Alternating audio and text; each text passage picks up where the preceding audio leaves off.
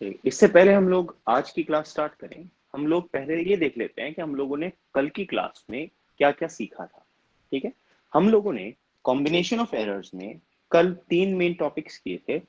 हमने देखा था कि अगर मैं दो क्वांटिटीज को ऐड करता हूं, यानी इन केस ऑफ एडिशन, अगर z is equal to a plus b होता है, तब जो डेल्टा z होता है उसकी value delta a plus delta b निकल करके आती है।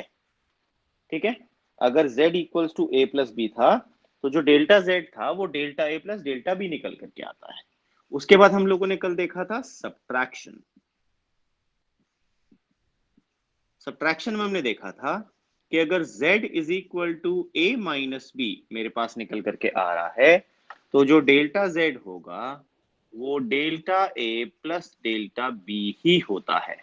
यानी अगर मैं दो क्वांटिटीज को ऐड सब्ट्रैक्ट भी कर लूं तब भी उनका एब्सोल्यूट एरर ऐड होता है। अगर मैं दो क्वांटिटीज को ऐड करूं तब भी उनका एब्सोल्यूट एरर ऐड होता है, यानी एरर्स कभी भी सब्ट्रैक्ट नहीं होते। ठीक, इसके बाद हम लोगों ने कल सीखा था मल्टीप्लिकेशन का केस।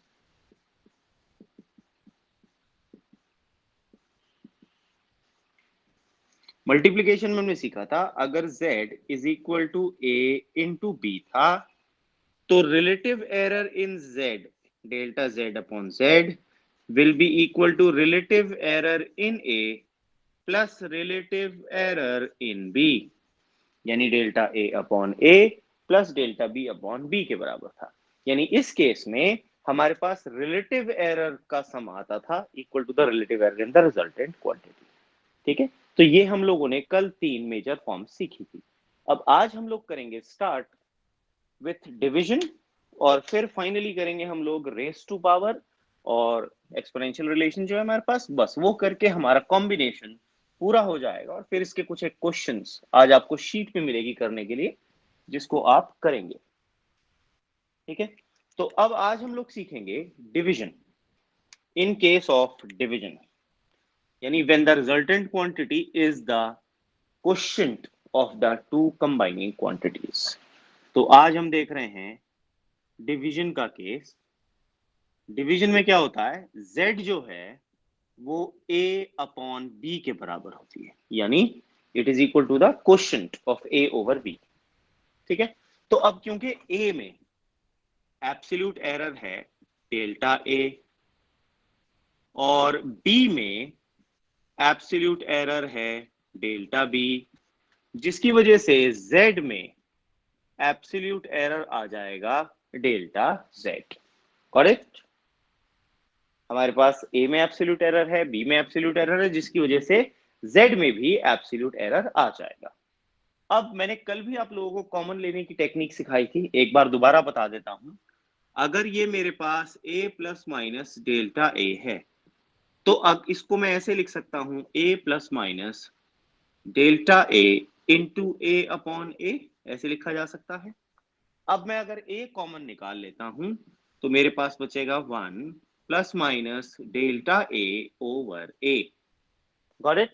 तो इसी तरीके से अगर मैं z कॉमन निकालता हूं, अमृत z कॉमन निकाल करके बताओ ब्रैकेट में मेरे पास क्या बचेगा?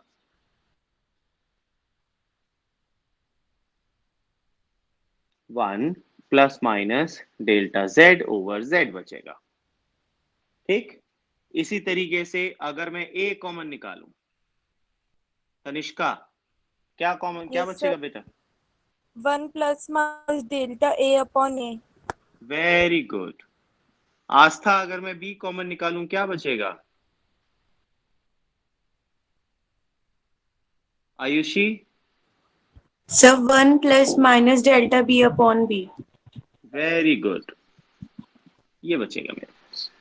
ठीक है, अब ध्यान से देखो, ये जो a अपॉन बी है ये तो ऑलरेडी z के बराबर है कि नहीं?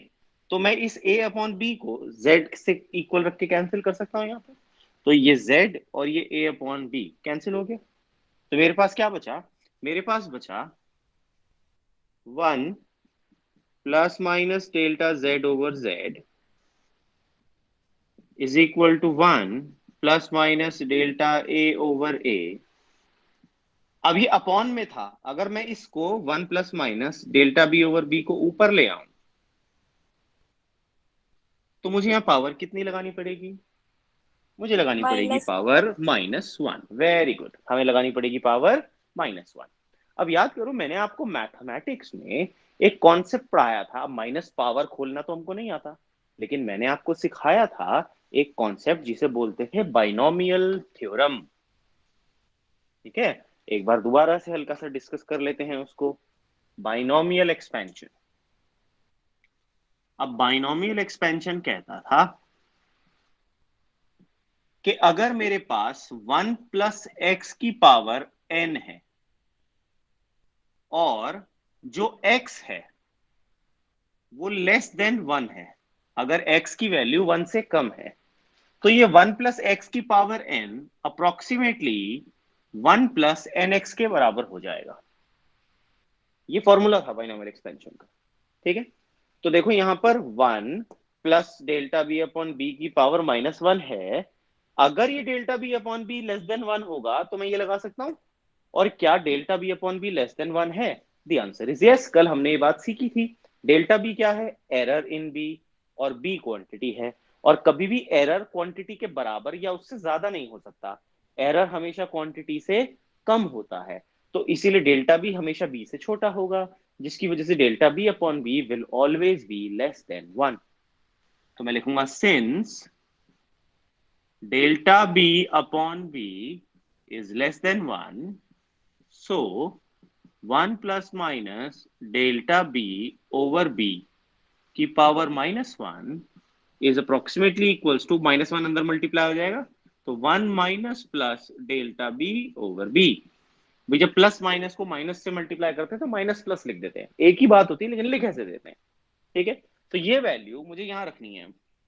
तो मेरे पास आ जाएगा therefore 1 plus minus delta Z over Z is equal to 1 plus minus delta a over a multiplied by 1 minus plus delta b over b।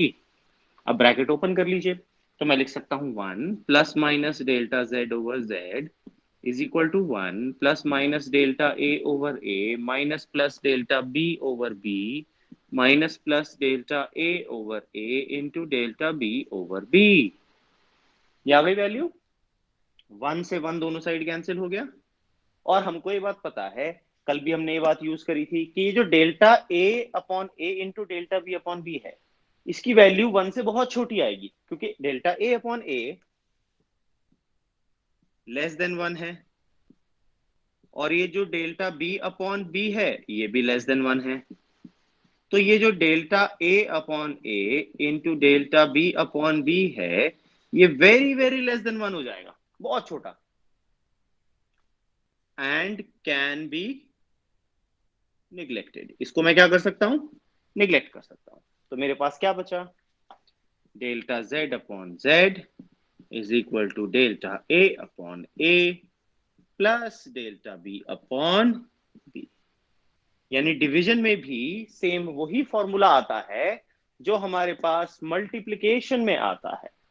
Division में और मल्टीप्लिकेशन में एग्जैक्टली सेम फॉर्मूला हमारे पास निकल करके आता है, जैसा हमने मल्टीप्लिकेशन में निकाला था, that the resultant relative error is equal to the sum of relative errors of the two quantities, exactly same। तो यानी अब तक हमारे पास एडिशन सब्ट्रैक्शन में एरर का फॉर्मूला सेम आया है, मल्टीप्लिकेशन और डिवीजन में एरर का फॉर्मूला एग्जैक्टली सेम आया है।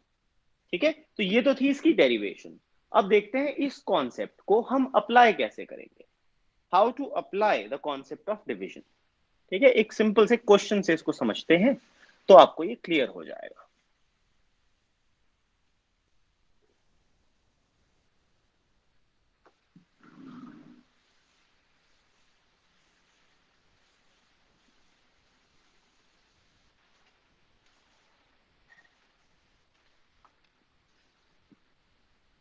क्वेश्चन है, जो रेजिस्टेंस होती है आर, उसका फॉर्मूला V अपॉन आई होता है। क्लास 10th में हम लोग पढ़ के आए हैं। ठीक है, आपको गिवन है यहां पर ये जो V है उसकी वैल्यू है 100 प्लस माइनस 5 वोल्ट। ठीक है, और ये जो करंट है वो गिवन है 10 प्लस माइनस 0.2 एम्पेयर। ये करंट की वैल्यू गिवन है और वोल्टेज की वैल्यू गिवन है। ठीक है, आपसे कहा गया find the percentage error in are. आपको क्या निकालना है? परसेंटेज एरर इन रेजिस्टेंस निकालना है। तो पहले हमको फ्रैक्शनल एरर तो पता चले तभी तो हम परसेंटेज एरर निकालेंगे। अब देखो यहां पर रेजिस्टेंस का फॉर्मूला डिवीजन का पैटर्न फॉलो करता है, V अपॉन आई। तो मैं डिवीजन वाला फॉर्मूला यूज कर सकता हूं। अब देखो R का फॉर्मूला हम कैसे, R तो हम निकालेंगे R equals V upon I. V की वैल्यू कितनी है? 100। भाई देखो जब भी कोई क्वांटिटी लिखी होती है, प्लस माइनस से पहले क्वांटिटी होती है, प्लस माइनस के बाद उसका एरर होता है। ठीक है, तो V 100 है, एरर 5 है। ऐसे ही I 10 है, एरर 0.2 है। Got it? तो मेरे पास V की वैल्यू ये है, ये डेल्टा V है, ये I है, ये डेल्टा I है। तो I की वैल्यू आ गई 10। तो मेरे पास R आ गया 10 ओम। R की वैल्यू निकाल ली। ठीक, अब हम फॉर्मूला यूज करेंगे, delta R over R equals delta V over V plus delta आई ओवर आई। ये डिवीजन का फॉर्मूला है, याद है ना? अभी हमने प्रूव किया डिवीजन में हम ऐसे ही करते हैं। ठीक, तो मुझे delta are over r equals to delta v है 5 ओवर 100 प्लस डेल्टा आई है 0.2 ओवर 10। ठीक है, तो ये आ जाएगा 0.05। तो मेरे पास आ जाएगा delta are over r equal 0.05 plus 0.02, that is 0.07। ठीक, अब मुझे क्या निकालना है? मुझे निकालना है परसेंटेज एरर। तो परसेंटेज एरर हो जाएगा delta are over r into 100 से, और डेल्टा आर ओवर आर की वैल्यू हम कितनी निकाल चुके हैं? 0.07। तो मैं इसको लिखूंगा 0.07 multiplied by 100, that is equal to 7%। तो मेरे पास जो परसेंटेज एरर आया वो कितना आ गया? 7%। ठीक है, तो इस तरह से हम लोगों ने डिवीजन का कॉन्सेप्ट यहां पर यूज किया in finding the error in a given resistance.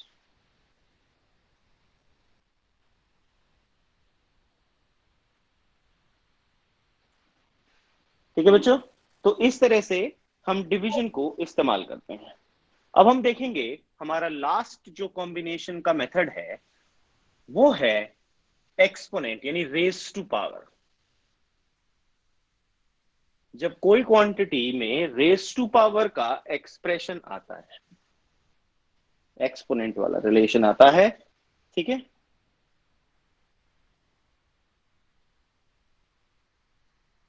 तो अब हम देखेंगे जो हमारा नेक्स्ट है वो है एक्सपोनेंशियल रिलेशन,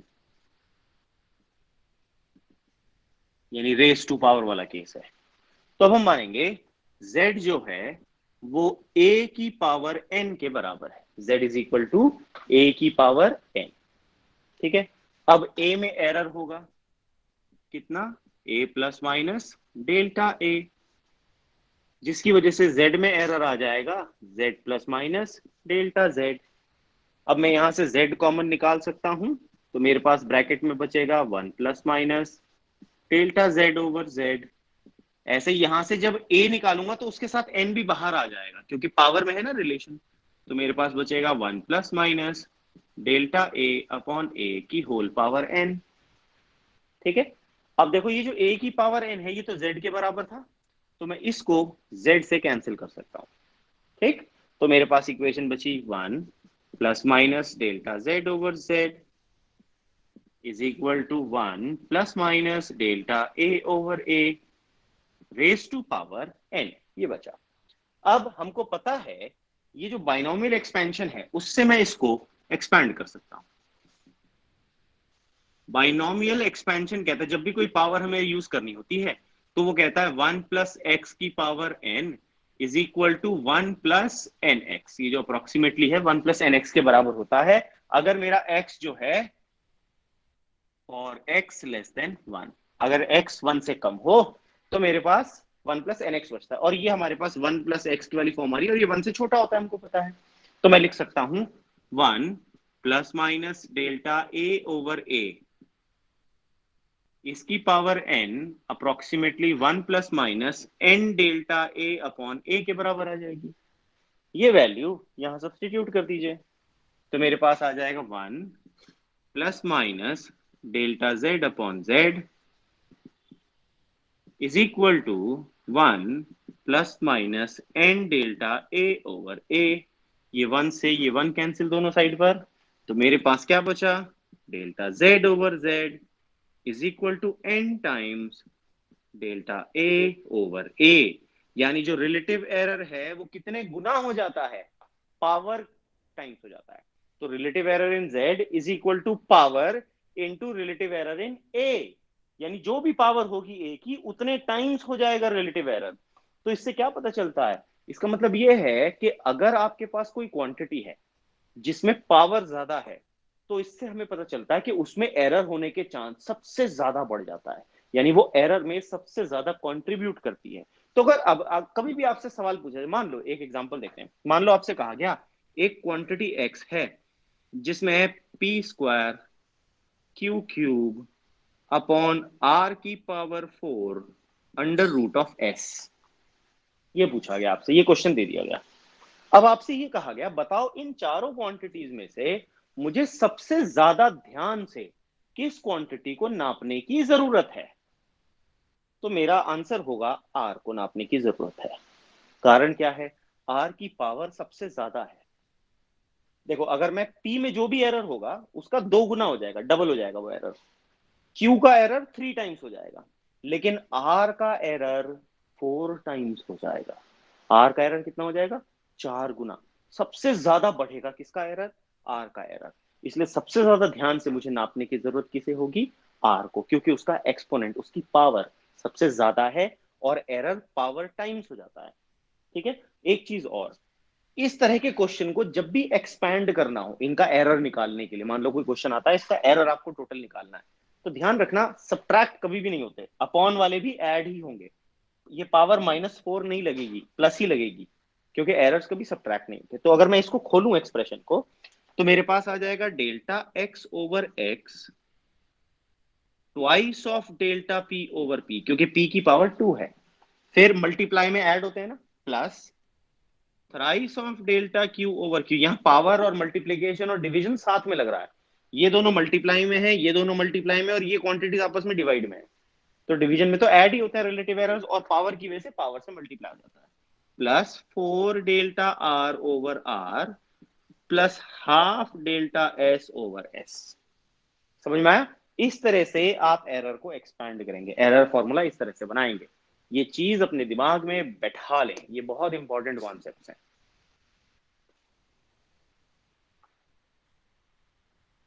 गॉट इट? तो ये तो था हमारे पास, हमने एरर देखा। अब इस एरर को हम अप्लाई कैसे करेंगे, लेट अस सी। एक क्वेश्चन देखते हैं, उससे ये एक्सपोनेंट वाला भी हमको क्लियर हो जाएगा।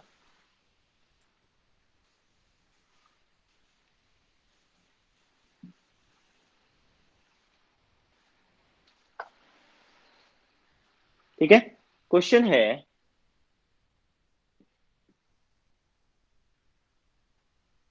The error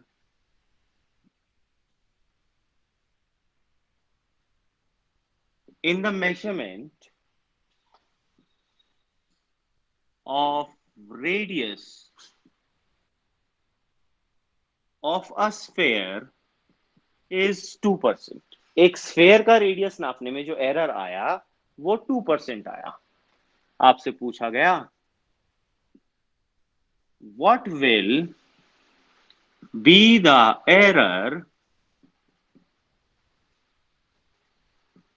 in the measurement of its volume। अगर मैं उसी स्फेयर की वॉल्यूम को नापूं तो कितना गड़बड़ आएगा। ठीक है, आपको परसेंटेज एरर गिवन है, delta are over R 2% given है आपको। ठीक है, अब देखो जो वॉल्यूम होती है स्फेयर की वो होती है 4/3 पाई आर क्यूब। ठीक है, तो वॉल्यूम V ऐसे लिखी जा सकती है। तो अगर मैं इसका फॉर्मूला बनाऊं, भाई 4/3 पाई तो कांस्टेंट है, तो इनमें तो कोई एरर नहीं है, तो ये तो हट जाएगा एरर में। तो मैं लिखूंगा डेल्टा V/V। अब ये पावर 3 है तो आ जाएगा 3 डेल्टा R ओवर R। बाकी तो सब कांस्टेंट है, कांस्टेंट में एरर नहीं होते। तो मेरे पास जो एरर आ जाएगा वो आ जाएगा 3, और डेल्टा R/R कितना है 2%। तो आंसर विल बी 6%। यानी एक ऐसा स्फेयर जिसके रेडियस नापने में मुझसे 2% की गलती हुई थी, अगर उसी का मैं वॉल्यूम नापूंगा तो मैं उसमें 6% की गलती करूंगा। Got it? समझ में आ गया ये? इस तरह से हम यहां पर पावर वाला फॉर्मूला देखते हैं। ठीक, एक और देख लेते हैं क्वेश्चन, ताकि ये पावर वाला और मल्टीप्लाई वाला कॉन्सेप्ट आपको और अच्छे से क्लियर हो जाए।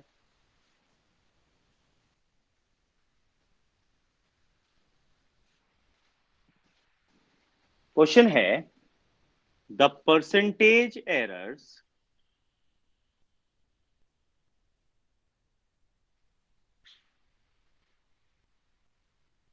in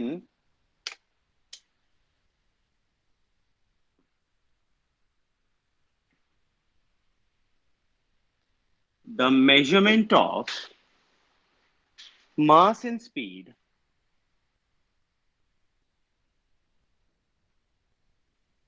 are 2% and 3% respectively। मास और स्पीड को नापने में हमसे जो एरर हुआ वो 2% और 3% का था। ठीक है, हमें निकालना है how much will be the maximum error in kinetic energy. Kinetic energy का एरर बताना है। क्वेश्चन में हमको क्या क्या गिवन है देखो। हमको मास का एरर गिवन है, यानी डेल्टा M/M 2% है, और स्पीड का एरर यानी डेल्टा V/V 3% है। निकालना कौन सा है? काइनेटिक एनर्जी का। काइनेटिक एनर्जी का फॉर्मूला होता है हाफ mv²। अब ध्यान देना, हाफ कांस्टेंट है, एरर में काउंट नहीं होगा, नंबर्स काउंट नहीं होते एरर में, सिर्फ वैल्यूज और उनकी पावर्स का रिलेशन आता है। तो अगर मैं काइनेटिक एनर्जी का एरर निकालूं तो वो आ जाएगा m का एरर प्लस v का एरर। अब v की पावर 2 है तो twice of delta v over v आ जाएगा। ठीक है, अब देखो मास का एरर कितना है, कितना है 2%, प्लस 2 इंटू v का एरर कितना है 3%। तो मेरे पास क्या आ गया 2 + 6 8%। तो काइनेटिक एनर्जी में जो एरर होगा वो कितना हो जाएगा? The error will be 8%। ठीक, तो इस तरह से हम एक्सपोनेंशियल रिलेशन को इस्तेमाल कर सकते हैं।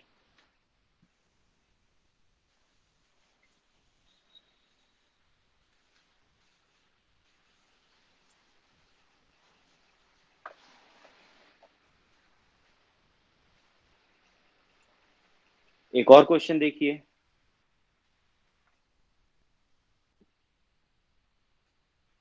If the errors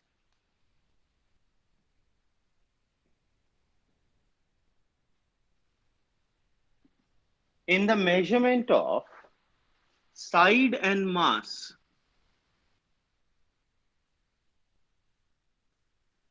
of a cube are 3% and 4% respectively। ठीक है, आपको निकालना है what is the maximum error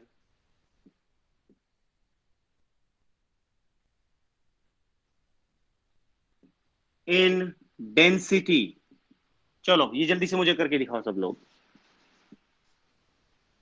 हमको साइड में गिवन है सपोज डेल्टा A/A 3% गिवन है, और delta m over m 4% given है। ठीक है, अब देखो डेंसिटी के लिए मुझे पहले तो वॉल्यूम चाहिए, वॉल्यूम होती है a क्यूब, तो delta v upon v 3 times delta a over a हो जाएगा, जो कि है 3 इंटू 3%, दैट इज 9%। तो पहले तो मैंने वॉल्यूम का एरर निकाल लिया, मास का एरर मुझे पता है। अब जो डेंसिटी होती है देखो रो, वो होती है मास अपॉन वॉल्यूम। ठीक, तो delta rho upon rho will be delta m over m plus delta v over v होता है। क्वेश्चन में डेल्टा m ओवर m आपको कितना गिवन है, 4%, और डेल्टा v ओवर v मैंने कितना निकाला, 9%। तो मेरे पास आंसर कितना आ गया, 9 प्लस 4 13%। ठीक है, इस तरह से हम लोगों ने निकाला error in the measurement of density. ठीक, सबको यहां तक क्लियर हो गया।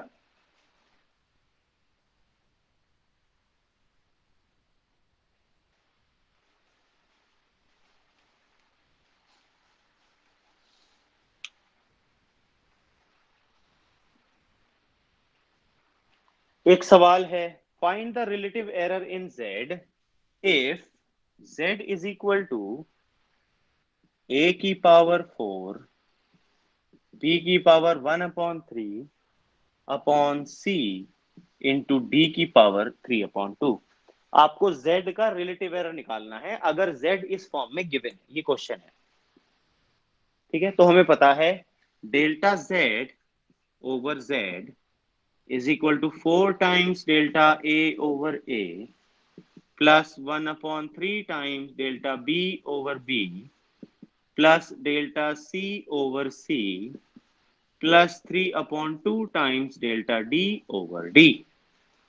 पावर से मल्टीप्लाई हो जाता है रिलेटिव एरर। ठीक, तो इस तरह से हम लोग निकाल पाते हैं जो रिलेटिव एरर होता है क्वांटिटीज में, वो इस तरह से हम सॉल्व करते हैं।